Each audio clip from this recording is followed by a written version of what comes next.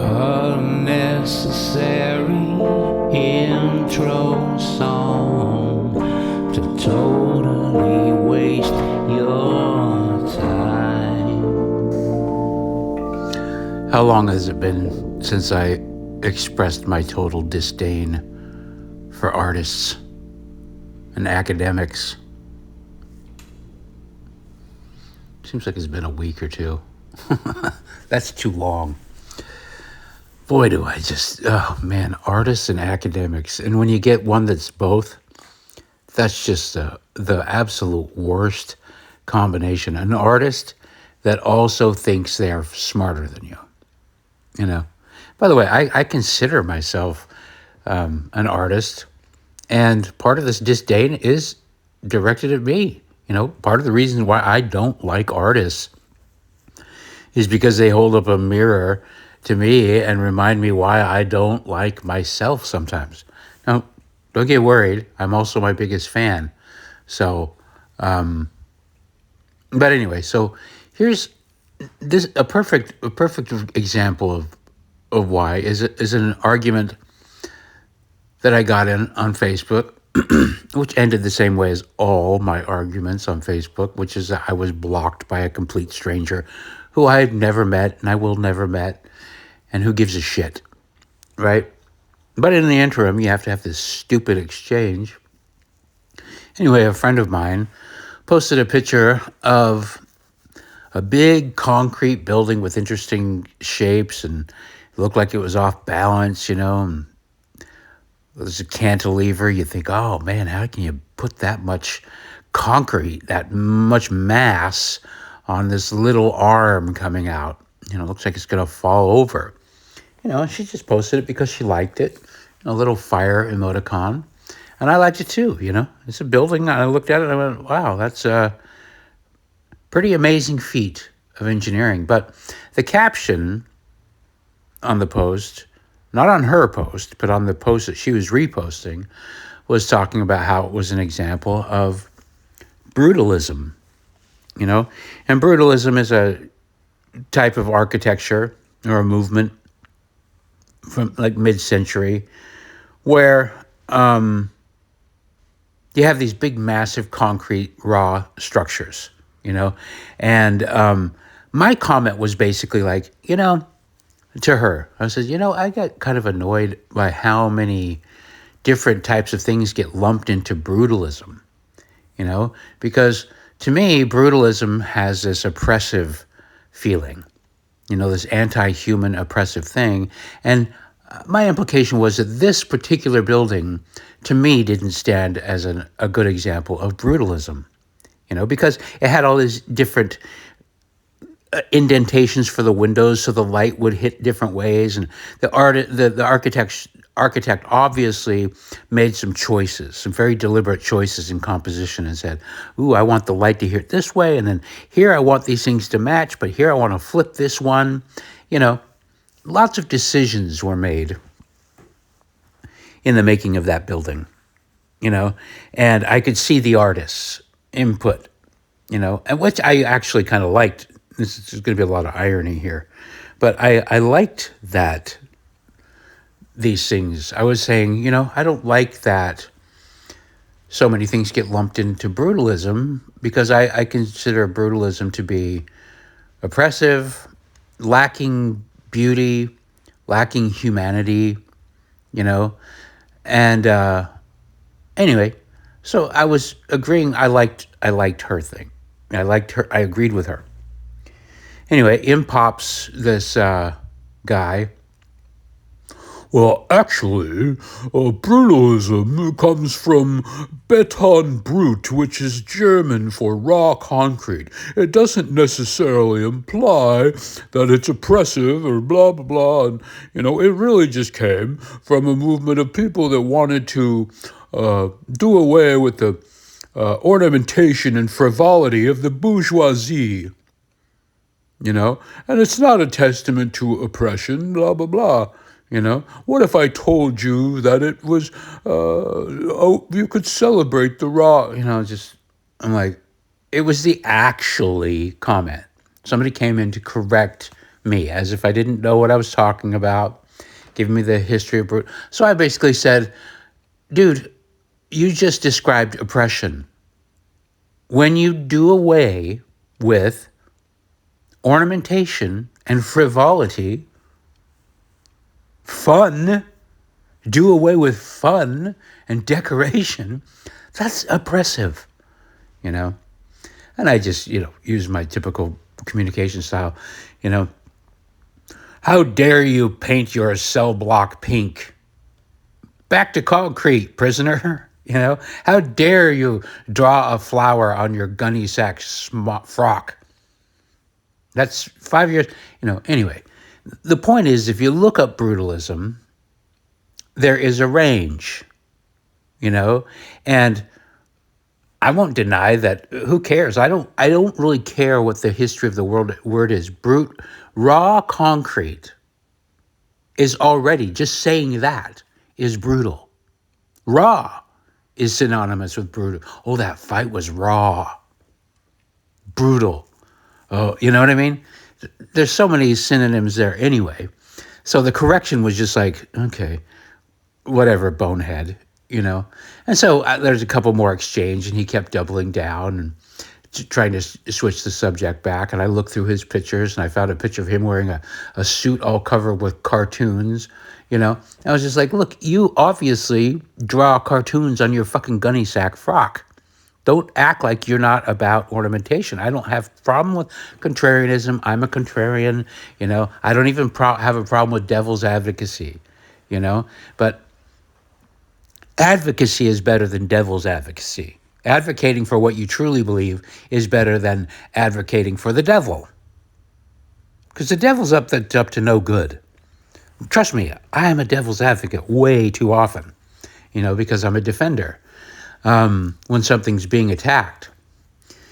But in this case, I wasn't attacking necessarily brutalism, or raw concrete, because I've kind of got mixed ideas about that kind of thing. If you look up all these different examples of brutalism, well, first of all, what will end up happening is the fans of brutalism will show you a bunch of different buildings that are actually pretty amazing. They'll say good examples of brutalism, and then they'll show you this big cylindrical thing that's cantilevered, and, they look like amazing, huge sculptures, right? They rarely show you most of the brutalist buildings, which are essentially prisons.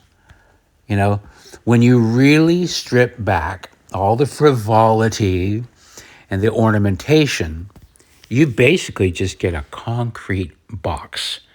There you go. And if you need a window, the minimum window, a hole in the box. That's the ultimate brutalism. When you strip it of humanity, strip it of decision, just straight to function. What's the function? We need a building to stand. Well, you don't need anything more than a couple straight lines to do that. We need light in there. Okay, well, you need a hole. What's the easiest way to make a hole? Well, probably with squares. The ultimate form, that's what it is. And it is brutal. And I don't give a fuck how Germans use the word brutal. It's raw. It's oppressive. It's not human. Because humans, we like our little things. Look around your room. Look at all the little things you've collected. Well, let's forget about you. I don't know what your problem is. You might have problems. You might hate yourself, and you might live in a concrete cell yourself. But go into a child's room. A child's room is going to have their little dollies and their little toys and a little sticker here and a little sticker there and a little thing. And, human beings, for whatever reasons, we like to adorn and ornament our things, to decorate. I'm going to put this here, going to put this there. I want this to be over here. Not everybody. Some people don't give a fucking shit. They just flop their jeans on the floor and never pick them up, and they don't care where they live.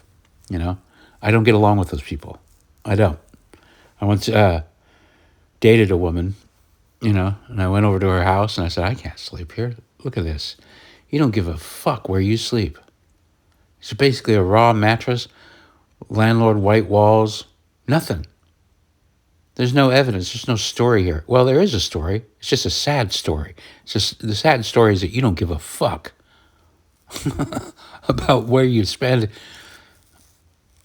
your most comfortable hours sleeping, you know? Anyway, I made her paint the room. Broke up with her anyway. But yeah, it's just like stories. What's the story you're telling? And the brutalist story is your story doesn't matter. Fuck your story. Human, prisoner, you know, you're just a number.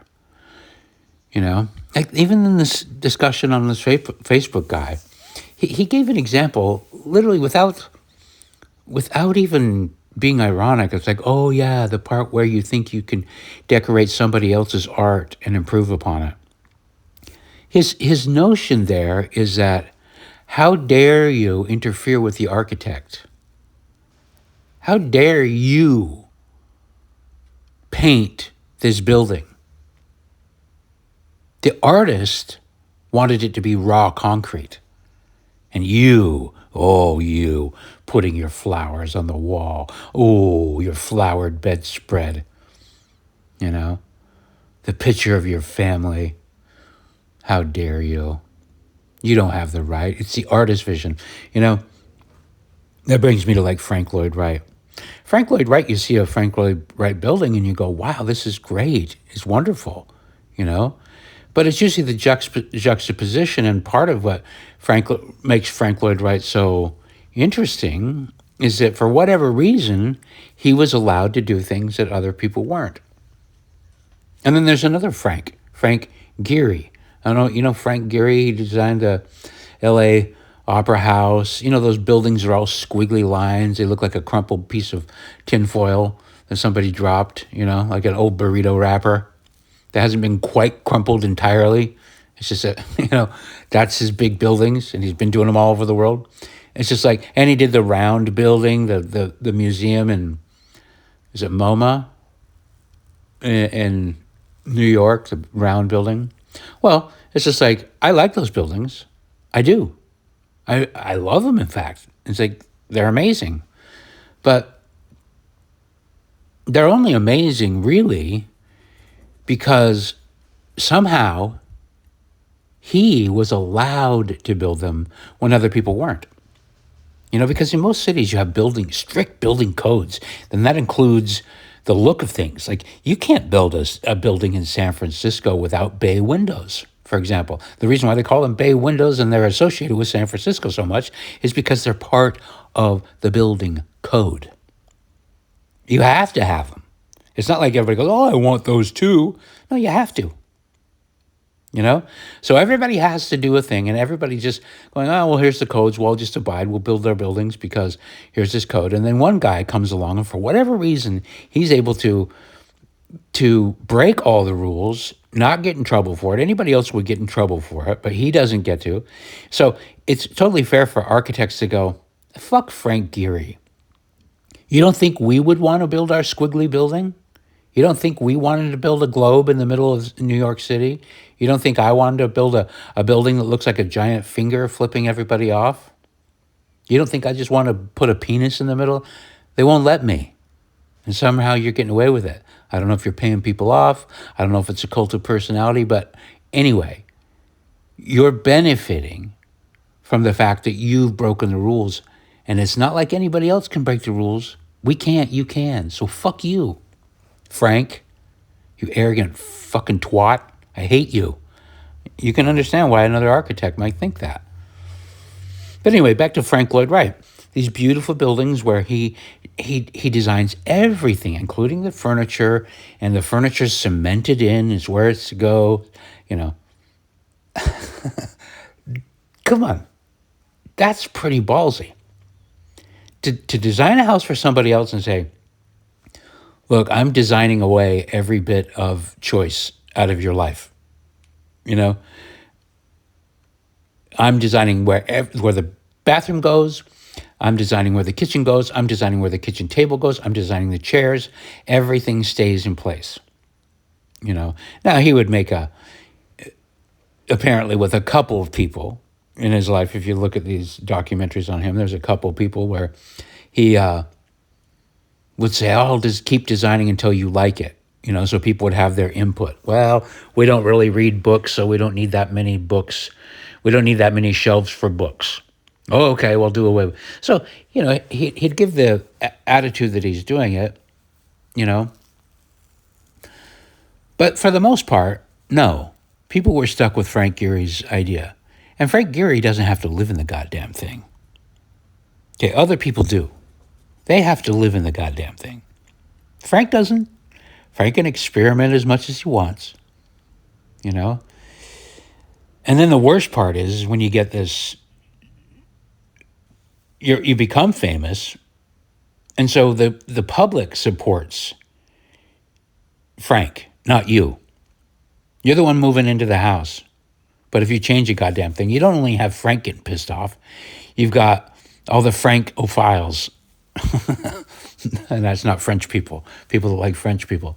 Frank Lloydophiles, you know, telling you can't do what you want to do with his building. And then you get somebody slapping a sticker on it saying you can't tear it down. You know, all this reverence for Frank. Oh, Frank Lloyd Wright. How dare you touch Frank's shit? I'll tell you how I dare to. You know, it makes me want to buy a Frank Lloyd Wright building and tear it down. Because there's nothing more that I detest than, you know, what is this reverence that people have for artists? You know, I've been annoyed by it for decades, you know, where there's this weird unspoken rule that you can't change somebody's art, that if you buy somebody's piece of art, it has to stay the same. Like that artist still owns it. Fuck you, you know? I buy this fucking thing. It's just fucking design on a piece of paper or an oil painting. And quite frankly, it didn't even take that much time. Like, you don't get that same kind of respect for you know, any automobile. I mean, you'll get some people say, oh, I like it all stock. I like it all stock. Not me. I fucking like custom shit. I like it when people buy a car, put their own rims on it, paint it their own color, change the interior. Make it yours. I'm interested in you, human. Not really, but kind of. I'm more interested in you, you know? Do your thing with it, you know? You don't need to leave the table where Frank Lloyd Wright put the fucking table. Move the goddamn table if you don't like it. Put your own shit in there. Frank Lloyd Wright literally left no room for anything. There's no expression. I felt so sad watching this little documentary. YouTube documentary, you know, short 20 minutes or whatever, on one of his houses, and a guy that had recently purchased a Frank Lloyd Wright house, and, you know, and then there was just one lamp that kind of didn't fit in, and it was obviously not one of Frank's lamps, but, you know, he couldn't not talk about it, so he's like, oh, my son designed this, you know, this lamp. And he went on about how, and I think it's great how it fits in with the Frank Lloyd Wright aesthetic. I'm like, no, it doesn't fit in. I saw that lamp immediately. It doesn't fit in, you know? But how heartbreaking was it that he had to justify in his mind that it fit into Frank Lloyd Wright's design style. He's never met Frank Lloyd Wright, right?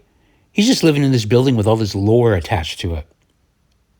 But yet he felt the need to, in the very moment of showing the lamp that his son made, he also had to diminish his son to conform to Frank Lloyd Wright, a man he never met.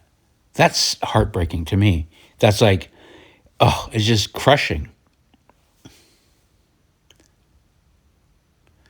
You know, and you just think of the history.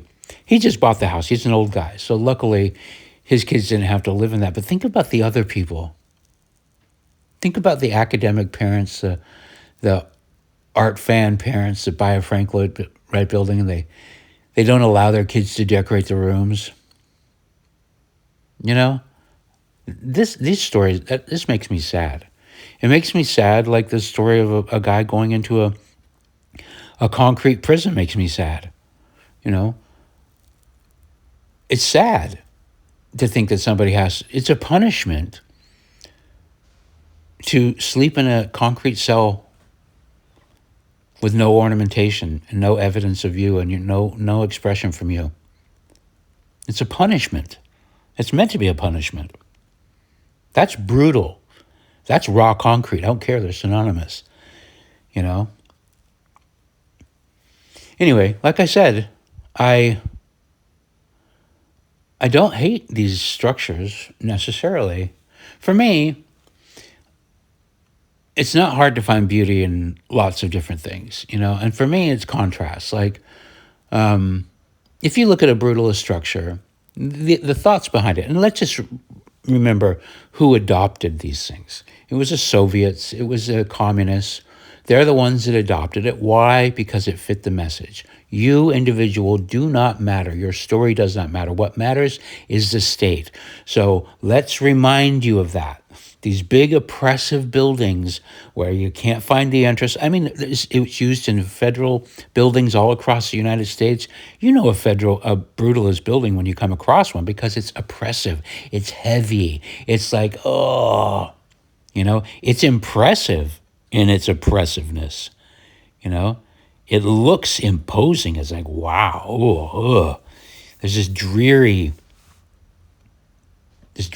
about it, you know? And it's used for that purpose, you know?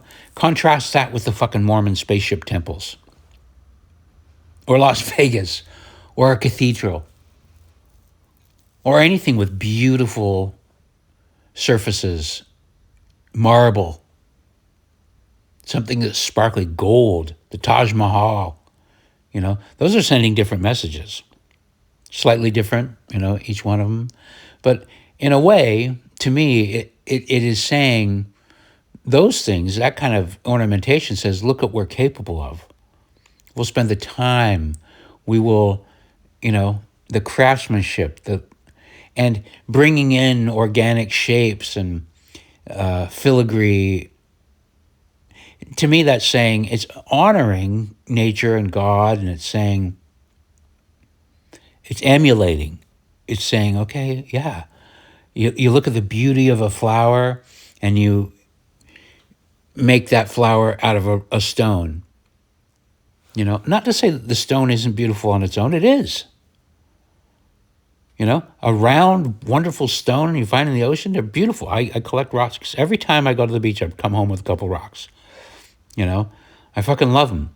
They're just made by rolling in the sand and you know. But what's really beautiful about a smooth, polished rock is when you put it next to a chunk of rock that hasn't been polished to see the contrast, you know? So I love, if you put a brutalist square concrete block in the middle of the forest, that contrast is going to be breathtaking, you know? And, you know, in the middle of the forest, maybe you don't want a Swiss cottage with lots of scrolly work, you know, because the forest is already so beautiful. Maybe you just want a glass box where you can just be surrounded by the beauty of nature, but you have a little bit of a wind barrier and a thing to hold the heat in. And maybe some curtains you can draw. Maybe that's the perfect place to put some minimalism because there's so much maximum beauty around you. You know, it kind of makes me think, one of the funniest, weirdest things that we have in our culture is that we paint our own houses. You know, when really you could redesign the culture so that instead of painting our own houses, we painted the house across the street, the one that we look at every day. You know, it's like that should be the house I get to paint because that's the one I see every day. And they can paint my house, you know? How about that? I paint the house across the street. You paint my house. I very rarely see my house, when I'm looking out the window. Anyway,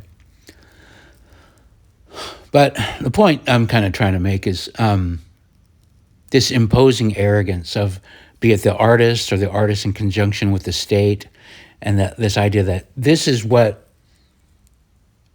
how we want you to feel a human being, and you must feel this way, and you must keep it that way. I kind of got off track, but when you buy a piece of art, it's yours.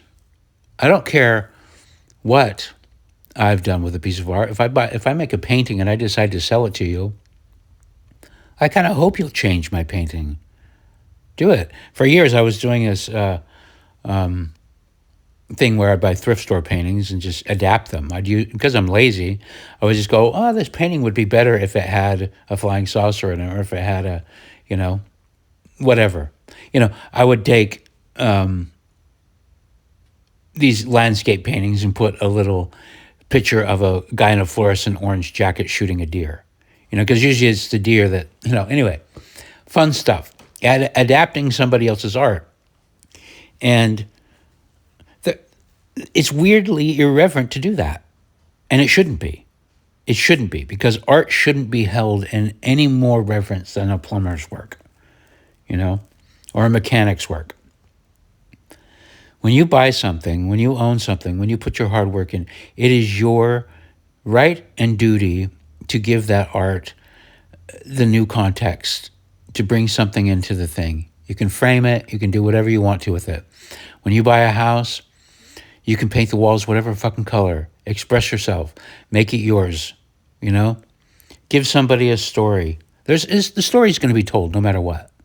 No matter what you wear, no matter how you decorate your house, there's a story that's being told. What is it? What's the story? Is the story I don't give a fuck about what I think? I don't care. Or I do care. Call me a weirdo, but I prefer the stories where people care, where people love their life, where people have hope, where people want to beautify things. I love it. I have large collections of thrift store art, and I'm always drawn to the thrift store art. I don't know why. There might be a little bit of condescension there, but I just don't like that there's only really kind of two types of people. There's people that pursue art very seriously, and they all kind of end up going into this direction where it's super refined. And then that's this group of people that kind of never changes. Like I've made this argument before. No matter what tools or technology you get, there's only going to be so many people that are actually going to be artists for a living or call themselves artists. I don't know what percentage of the population is. Let's just call it 1% for the sake of argument. It never goes above 1%. It always stays at about 1%. That's the amount of people, no matter the tools, that will actually continually make art, release it, and try to sell it and market themselves as artists. That never changes. Those are the people that kind of annoy me. Maybe because I know them too well, because I'm one of them, blah, blah, blah. But what I don't like is that so many other people, because they're discouraged from being that 1%, and there's all this pressure to revere that 1%. And say, oh, this is a special class of people. Oh, we roll out the red carpet for them, literally. We cut them. They get exceptions. They don't have to abide by the same rules, blah, blah, blah. They're exalted. What makes me sad is that the rest of the 99% of the other people, they have just as many creative impulses. They have just as wonderful stories. Maybe more wonderful stories, obviously. Anyway, they just have stories. Who cares about the qualifier? They have stories to tell. And what saddens me is that so many people, so many of those 99% feel,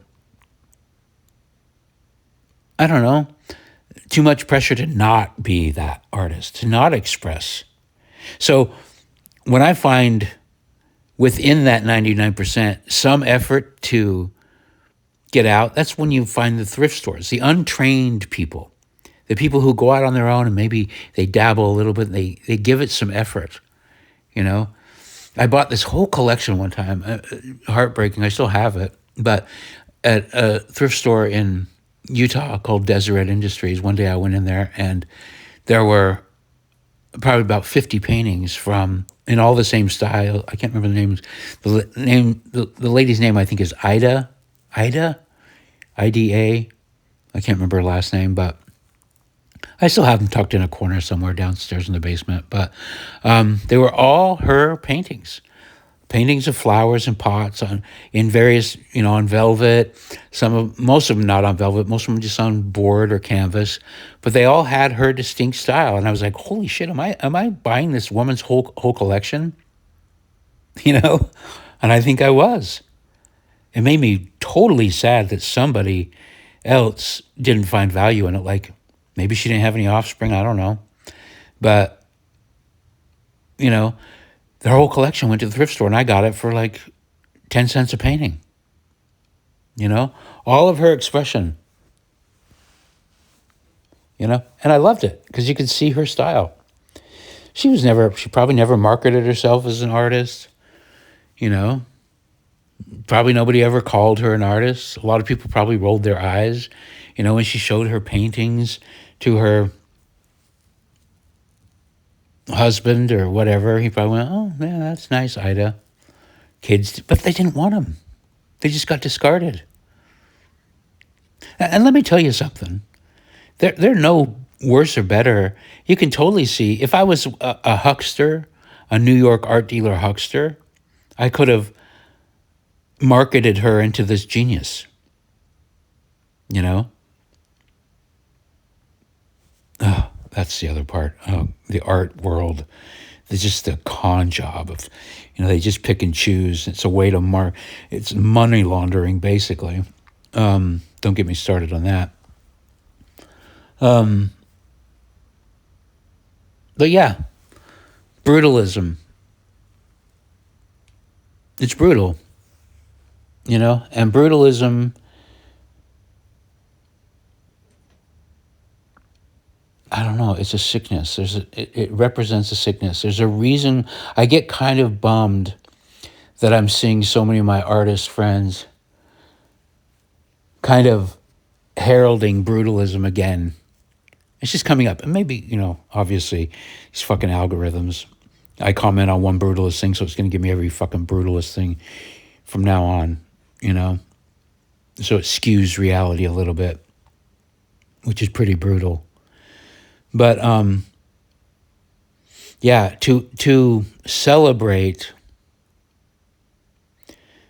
the non-beauty, and that's really what it is. I don't care how many times this guy tried to spin it and saying, "Oh, I'm celebrating the beauty of the rawness." It's just like, okay, fine, put your pants back on. You might think your anus is a little flower, but the rest of us don't want to see your anus. Quit poking your raw, brutal anus in my face, okay? Put on some nice pants, okay? They can be black pants, or they can be yellow pants, or green pants, or flowered pants. But for God's sakes, put on some fucking pants. Anyway, is that condescending? Anyway, the guy blocked me. And that's always the way it is. They chime in to correct me. Actually, I push back. They don't like it. They can't figure out why. Why are you arguing with me? Why did you comment? Why did you try to correct me, fucker? Let me tell you something. When you start off a post with, "What if I told you?" You're starting it off the wrong way because you've made some assumptions. You assumed that I haven't thought of what you're about to tell me. So just get the fucking point, bitch. Anyway, Decorate your room, okay? Put your stuff out. Buy a Frank Lloyd Wright house and burn it down. Paint it orange. Paint it orange. And just watch the people weeping and wailing and screeching. Artists don't deserve reverence any more than you do or anybody else. Artists are not a special class of people. And there's anybody who tries to make you think that they are is fucking steering you the wrong way. In fact, artists should probably be seen. The desire to create art, I don't think should be seen as a virtue. It should be seen as a vice, for the most part. I know I'm sending a conflicted message there because I'm telling you to create your own art, But do things your own way, That's what I think. That's what I like. I'm just trying to steer the direction in what I like. And I like it when people... Well, let's just put it this way. It's probably because I'm bad. I like a quick story. This is why I like people with tattoos. I like a quick story. I don't want to have to sit through your whole life story. But if you have a bunch of tattoos, I can quickly go, oh, okay, you're into Dungeons and Dragons. You're into this kind of shit. I know quickly. Not my style. I probably won't talk to you much. Oh, you're all about Nordic stuff. Oh, you're a white guy with a bunch of Asian koi? Nah, no, okay, not interested. Oh, you have funny things. You have Bart Simpson. Oh, look at this funny tattoo. Okay, I like you already. Somebody with a Beavis and Butthead tattoo, I'm going to get along with. I just am. So I appreciate the quick introductions. It gets to the point. Same with your T-shirt. Put a funny thing on your T-shirt. Give me whatever. Give me clues. You're already giving me clues to who you are anyway. You just are. So if you're dressed head to toe in LL Bean or The Gap, I know who you are. I can port that information into the rest of your world. Yeah, you have some dark little corners or whatever, but if that's how you present yourself, there's a lot of other assumptions that can be gleaned from that, So, I don't know. Do what you want to do. Thanks for listening. Unnecessary outro song to